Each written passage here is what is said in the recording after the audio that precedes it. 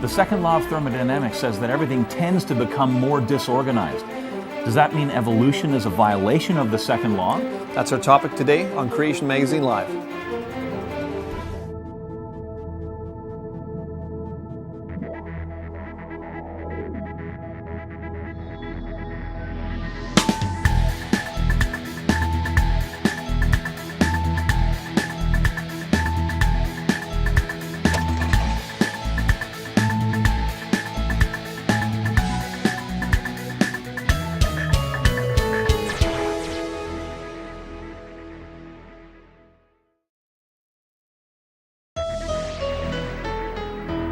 Welcome to Creation Magazine Live. I'm Richard Fangrad. And I'm Calvin Smith. And today on the program we're going to be talking about the second law of thermodynamics and how this relates. It does relate to the creation-evolution issue. It's actually a fascinating topic. Mm-hmm. Now, we're really excited because we've got a special guest, Dr. Carl Wieland, and he's written a book called World Winding Down. Yeah, brand new book. Yes, brand new book, and it explains in detail what we're going to be kind of summarizing today, so you can check that out. But I mean, Dr. Wieland, we're so happy to have you here. There'd be no Creation Magazine Live if it wasn't for Creation Magazine, and you're the fellow who actually started that, so it's great to have you here. It's great to be here. Yes, welcome. Great to be here. So we'll get right into our topic here. On page 17 of your book here, it said, you quote from Ivan Bazarov, a Russian physicist, and he said this: "The second law of thermodynamics is without doubt one of the most perfect laws in physics.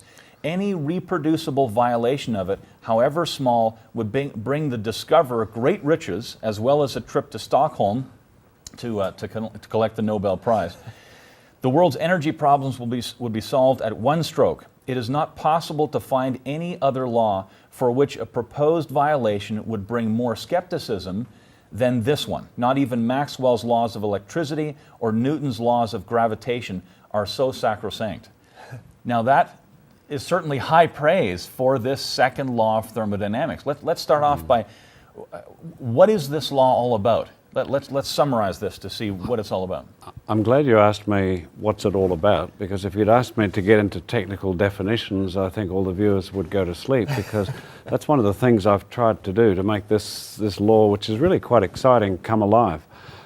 Because there's so many different ways to define it. If I said to you, heat will always flow from a hot body to a cold one, you might think, so what? But it's not only about that. It's also about the tendency for things left to themselves to become more disorderly. It's about the tendency for the available energy to do work, or the energy available to do work, to continually decrease. It's about the reason why when you transmit information in a message, that information will naturally and spontaneously tend to decrease. In other words, if you had, in the old days of cassette tapes, a copy of Beethoven's Eighth Symphony, and you copied it and made a copy of a copy of a copy and so on, it'll never evolve into the Ninth Symphony. It'll just become all scrambled up and disordered. And also why certain types of perpetual motion machines are impossible. And you can summarize that all up, as we're going to see, in the fact that every single process there is scrambles up the whole universe, makes the whole universe as a whole more disorderly. So this seems to then relate to quite a number of different processes, not just, like you said, heat and things like that, but a number of different things that we experience. Actually, just about everything. In fact, everything that you can think of. Yeah. Any exchange of matter and energy involves, molecules moving and so on. And what the second law principles are all about, those things which give rise to this law, has to do with the probability of how systems of matter and energy are going to rearrange themselves. So Dr. Bazarov mentioned that the world's energy problems would be solved if this law could be broken. What does he mean there? Well, to explain, if this was the crust of the Earth, say, even though the crust of the Earth is not particularly, the top surface of it, not particularly hot, but nevertheless it's got heat energy in it. Now, what if you could take that and you could cool it down by 0.1 of a degree? Well, I forget the math, but you could probably heat millions of homes for the next 100 years, something like that, from the energy that you'd gained from the Earth's crust. But if you tried to do that by cooling down the Earth's crust while it heated up something else, that would actually be impossible. You know, you could pump things that way like an air conditioner does, Right. but you've got to have the machinery, you've got to have an extra input of energy, so you'd lose out. But the second law actually says that that sort of thing, which is called a perpetual motion machine of the second kind, is actually impossible. If it wasn't, you could plug things into the Earth, basically, if you had a gadget that knew how to do that, and you could get all this free energy. Right. Great. Well, we're going to talk more about this when we come back. For many years, radio telescopes have been scanning the heavens as part of a program known as SETI. SETI stands for the Search for Extraterrestrial Intelligence. They hope that one day they'll stumble across a coded message or information from outer space. Then we'll know for sure that there's intelligent life out there, because only an intelligent being could have sent such a coded message. The irony is that SETI enthusiasts are inconsistent in the way they use this criterion. If they swapped their radio telescopes for a molecular biology lab and considered DNA, they'd discover encyclopedic quantities of coded information. Yet if someone suggests this coded information points to an intelligent source, they are dismissed as an idiot. The SETI program recognizes that only intelligent minds can produce complex coded messages. Why is the DNA information in living things treated differently? Is it because the intelligence responsible must be the creator God of the Bible? To find out more from Creation Ministries International, visit our website, creation.com. Well, welcome back. Today on Creation Magazine Live, we're talking about the second law of thermodynamics, which might not sound too exciting, but it actually relates directly to the creation evolution issue. And we've got a special guest, Dr. Carl Wieland, who's written his book, World Winding Down, which is just a fantastic book. I think I read that book in 2 days. It was pretty exciting. So, yeah, it's not a big book, and it relates to it gets this down to, you don't need to be a physicist to understand this, and that's one of the brilliant things about this book. Yeah. Now, in the introduction, Dr. Wieland, you wrote this. Now, for instance, talking about here about creationists, some creationists would argue that the second law of thermodynamics absolutely precluded evolution from microbe to man because things naturally went downhill. Right. But then when confronted with the facts that seeds naturally grow into plants, they would start talking about exceptions to the second law. Right. Evolutionists would sometimes claim that evolution itself was an exception to the second law. The question here is, are there exceptions to the second law? Well, no, there are none. And by definition, it wouldn't be a law of science if there were any exceptions to it. Right. And so the very fact that embryos can grow up into adult organisms or seeds into plants without violating the second law shows you that theoretically, if the evolutionary mechanism was capable of taking microbes to microbiologists, the second law of itself would not preclude that. Now, the principles that underlie this second law, the sorts of things I talked about at the beginning, such as the information principles and so on, as I explain in the book, show you that it's very, very unlikely for that to happen. That's a different set of arguments in one sense. And of course, later on in the book, it points out how big picture evolution, Big Bang to you, is precluded by the second law. But this idea of microbes to man evolution, specifically, that segment of evolution, is not actually forbidden by the second law. Why is this a big deal? Because I think it's important, if Christians and creationists use arguments that can be vulnerable, can be sort of shot down in flames, and others think, well, they don't know what they're talking about, then they can't use the other powerful aspects of the second law to argue for a biblical worldview. Yes. So it's a little more, I mean, in one sense, in your book here, you've gotten the technical language out for the most part, and it's understandable to, as we just said, non-physicists, but it's not that it's simplistic. There are some things like microbes to man, which is, and creationists have pointed out, it's an apparent contradiction of the second law, but it's not. And so there are those details that need to be carefully understood before it's used to its full effect in the creation evolution issue. Right. I mean, evolutionists have used examples, right? And they say, well, order can arise spontaneously. You know, what about ice crystals or snowflakes or you know, oil and water separating out and things like that? These are examples of lesser order becoming greater order. So what does the second law say about that? How does that play out? Well, if I can talk about the principles behind the second law, it has to do with things becoming more probable, taking on the most probable arrangement of matter and energy, and that's always the greater disorder. The reason, for instance, why when I throw up a whole lot of ping pong balls into the air and they fall onto the floor, they don't arrange themselves into my name or anything like that, but they adopt what you would see as a random arrangement, Sure, is yeah. because that's far more probable for that to happen than for them to line up as my name. And if you sort of analyse carefully why heat flows from hot bodies to cold bodies and so on, then the examples in the book show that that's what it's doing. It's sort of, going to the most evened out situation, which is always the most probable.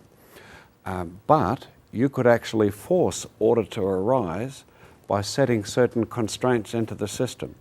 For example, I could put special, grooves or little guardrails and so on that would ensure that most of those balls dropping onto the ground would land into a groove that was sort of shaped in my name, and then it would adopt that order spontaneously and naturally. It would have no choice. Right. To put it a simplistic way, order can be forced to arise by the constraints in a system. So, for example, when ice crystals form, or say a bowl of warm salt water cools down and it forms crystals, then that's order, but that order is already existing in the little hooks and molecular magnets, if you like, that are on those molecules of sodium and chlorine in the salt. So it's got no choice but to arise. It'll happen every time. But in the process, and here's the key, as that salt water cools down, it's heating up the air around it. So that part's becoming more orderly. The rest of the universe, represented by the surroundings of that system, Yeah. becomes more disorderly, and the net result is that the whole universe becomes more scrambled up. Increases its entropy is the technical term, but I won't confuse readers with that. By the way, when you build a house, you're obviously increasing the order Right. in that part Yeah. of your city. You're But bringing structure to things that were unstructured previously. correct. But in the process, as you chomp into your McDonald's hamburgers to have the energy to build the house, you're disordering those. And you're also, as you're moving through the air with your power tools and so on, you're heating the air. So the second law actually insists, and this is where it's an absolute law, that for any process at all, if you add up the energy inside the system that you're looking at, and the energy in the rest of the universe, the net result of adding those two up is always an increase in disorder, in Fascinating. scrambling up, which means that every single thing in the universe runs it down, which means you cannot possibly have a situation where things go from nothing to nature all by themselves. Right. Big bang to you type of evolution. Yeah, and we should discuss that when we come back. The vigorous promotion of evolution as established fact is causing many Christians to question the biblical creation account, and some non-Christians won't consider Christianity because they believe the Bible has been disproved by science. That's where Creation Magazine comes in. Creation Magazine is a family-friendly publication packed with cutting-edge science that supports the Bible, presented in an easy-to-understand format by some of the leading experts in their fields of study. Visit creation.com to subscribe today. All right, welcome back. We're talking with Dr. Carl Wieland about the content in his new book, World Winding Down. Now, Carl, on page 60, you wrote this: "That's why, especially in responses to creationists inaccurately applying the second law of thermodynamics, you will hear evolutionists say correctly that the second law is defined in terms of isolated systems. They correctly point out that the only systems for which the second law absolutely forbids an overall increase in order are such isolated systems. The Earth is an open system, in particular open to the sun's energy, so if evolution from microbe to man were to take place, it would not violate the second law any more than the growth of a seed into a tree or an embryo into an adult organism violates it." Well, the obvious question people might have to that is, have living systems found a way around the second law? We saw before that there are no exceptions, And we also saw that order can be forced to arise by the right mechanisms, the right constraints to the system. And living things, of course, have mechanisms. That's why eggs grow into chickens. They have ways to utilize the energy to make things head in the opposite direction to the second law tendency. But in doing so, they don't violate the second law, because the whole universe still gets scrambled up as a result. By the way, the universe itself is an isolated system, because it's isolated from any other exchange with any other matter or energy by definition. And so therefore the second law does apply strictly to the whole universe as a whole. Now, you know, an air conditioner is a machine that has a mechanism that allows it to pump heat in the opposite direction to the normal flow, the normal hot to cold flow that the second law would otherwise demand, but it doesn't violate the second law, because once again, the whole thing runs down, the whole thing causes the universe as a whole to become scrambled up. Another interesting thing to think about is the fact that our bodies are continually pumping against this second law tendency. You see, the natural tendency in our bodies is order to dust. You switch off the machinery in our bodies, and that's what'll happen. It'll head to that direction. By the way, that final state where everything is evened out and no more change takes place, that's technically called thermodynamic equilibrium. So that's the direction you don't want to head in. Right. And it's like from the moment you're born, you know, all of this machinery in your body is designed to keep you away from that thermodynamic equilibrium. And the minute that breaks down, bang.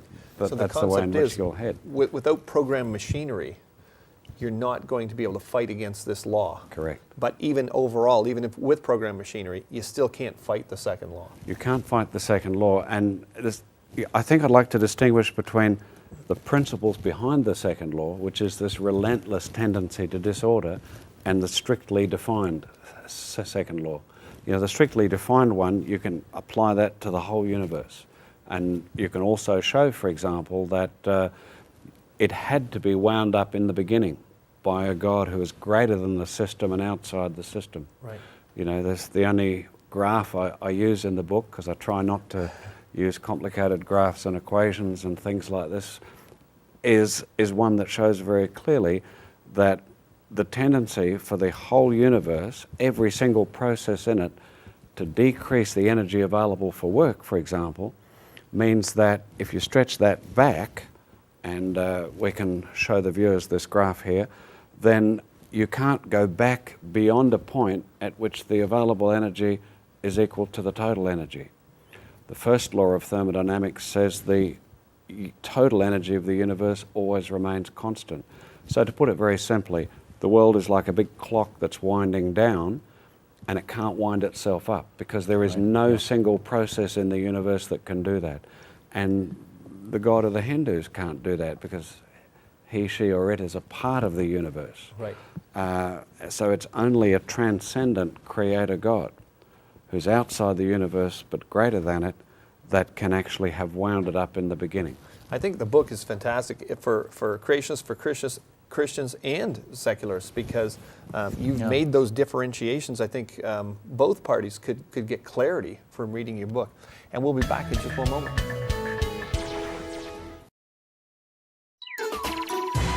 In his second letter, the Apostle Peter links Jesus' second coming and judgment of the whole world to the historical reality of Noah's flood.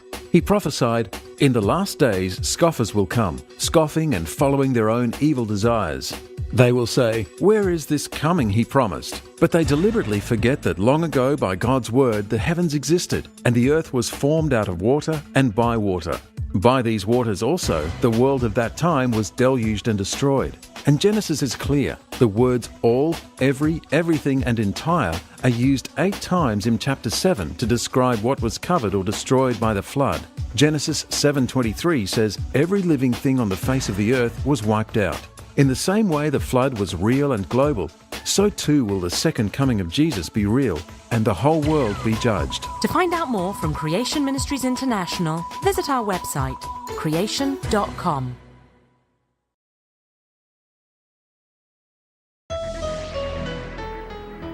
Well, welcome back. Today we're talking about the second law of thermodynamics, We are. how that relates to the creation evolution issue.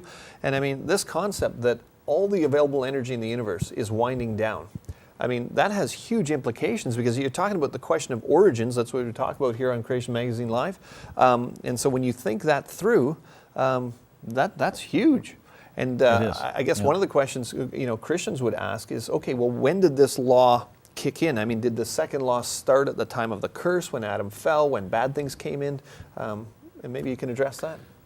I can understand why it's tempting to think that, but actually running down is not always bad. What I mean by that is, without the second law, Adam couldn't digest a carrot and he couldn't inflate his lungs, because it's, when you expand your diaphragm and your rib cage, you think that you're sucking air in, but in actual fact what's happening is you're simply increasing the amount of available space Right. for air molecules to occupy, and this tendency to greater disorder actually is the reason why those air molecules will rush inside and fill your lungs. So for Adam to breathe, you had to have the second law.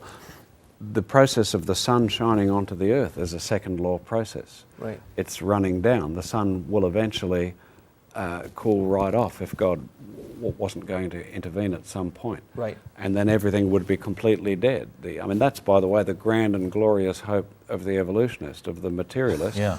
is that everything is going to be completely dead. Everything will, death. heat death. Everything will be at the same temperature. Right. No machines will work and everything will be completely dead. And that running down, that fits what it says in the Bible in the book of Hebrews, chapter 1, verses 10 to 12, and that's citing Psalm 102. And it says, "And you, Lord, laid the foundation of the earth in the beginning, and the heavens are the work of your hands. They will perish, the heavens will perish, but you remain. They will all wear out like a garment. Like a robe you will roll them up, like a garment they will be changed." This idea that everything is wearing out and running down, that was only discovered in the last few hundred years, was right there in the scriptures all along. Right. And this idea that it will have to be changed, like an old coat that you wear, it'll have to be renewed, and of course that points to the fact that there's a new heavens and a new earth coming. Yes. The Bible says that God will interfere and will interrupt these natural processes.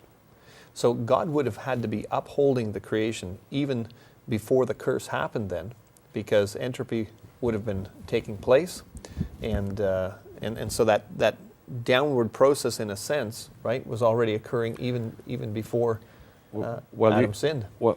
Exactly, and you could look at the fact, though, that just as the Israelites' shoes didn't wear out for the 40 years in the desert, Right. Because God, in a special way, sustained things even more than nowadays. Right. It's almost like in the background there's this sustaining process, which means that although the second law is operating, the net effects, the bad things that are happening today as a result of decay and running down, are held off. And of course in eternity that's what will have to happen. Yeah. Right. That's great. And we'll be right back with more. The reason that the Creation Answers book is so popular is because it covers a huge range of topics and answers more than 60 of the most asked questions about Genesis and the creation evolution issue. Questions like, what is the evidence for God's existence? Could the days in Genesis 1 be long periods of time? How did all the animals fit on Noah's Ark? Does radioisotope dating prove that the Earth is very old? Where do dinosaurs fit into the Bible? And many more. To order your copy, visit creation.com. We've been talking with Dr. Carl Wieland, the author of what is right now a brand new book, World Winding Down, on the second law of thermodynamics. Now, Carl, what made you want to write this book? Well, I've always had a passion for explaining things, getting people to reach what I call an aha point, Yes. where they say, Yeah. aha, now I get it, now I really get it, rather than just understanding it at some abstract head level. And I think it comes from the fact that when I did first year physics as a medical student, I knew all of the equations because I'd learned them just the rote way. Right, But yeah. I don't think I ever, at that point, really understood at a deep level why the second law, why is it so? And it always frustrated me, and tried to ask physicists, and they would just mumble equations, and it was obvious that they didn't really have that gut intuition. I mean, I'm sure some of them do. And so one day I gave a talk at an Australian university as part of a creation conference on this subject, and I used all these simple examples because that's what I needed, you know. Right. And a guy got up and in the question time, and he said he was a lecturer in physics at that university, and he said that was the best layman's explanation I've heard, and so on. So anyway, in time, I got persuaded to put this into a talk, and there's a DVD on it, and also available on creation.com on the web store. But then somebody doing the transcript of that talk said, hey, this would make a great book. So it sort of developed, and to make sure that it was scientifically accurate, I wanted to get it carefully checked. So I had a research professor of physics check it out, and also a physical chemist, a PhD guy. So they actually added a lot of things to the footnotes, which are technical for those people who really like that technical stuff. Right. But the layman's thing is just one continual flow, and the guys were very happy that it was accurate. So that's great, and it's wonderful to know that. I mean, we've both read it. This kind of advanced copy that we have here in Canada, we've both read it, and it's brand new, and it is at a layman's level, and it's so comforting to know that there is the technical rigor behind it. The accuracy is there. Right. It's just. I mean, you found it to be an easy read as well. Yeah. It's very comprehensible. Well, I was excited that our receptionist told me just in the last 24 hours on an email that they were very grateful for the book and they got a heap out of it, you know. So Right. I was excited, you know, because that was the purpose, to make things come alive for everyone. I think it was good too because it, like we mentioned, you know, creationists and evolutionists have used this second law inappropriately, and I know you've got a passion for, you know, for accuracy, especially for Christians, for creationists. We get, you know, kind of pummeled sometimes if we say the wrong thing, and I think that was one of the great parts of the book. It's that obsessional German nature. Which is a good thing. It's a good thing. Yeah. But no, it's wonderful to have the book. If you're interested in getting a copy, creation.com and the DVD as well. Talk on the same subject. You can get that obviously at creation.com. It's called Understanding the Law of Decay. There you go. Understanding the Law of Decay. Right. You can just go to creation.com, punch that in there.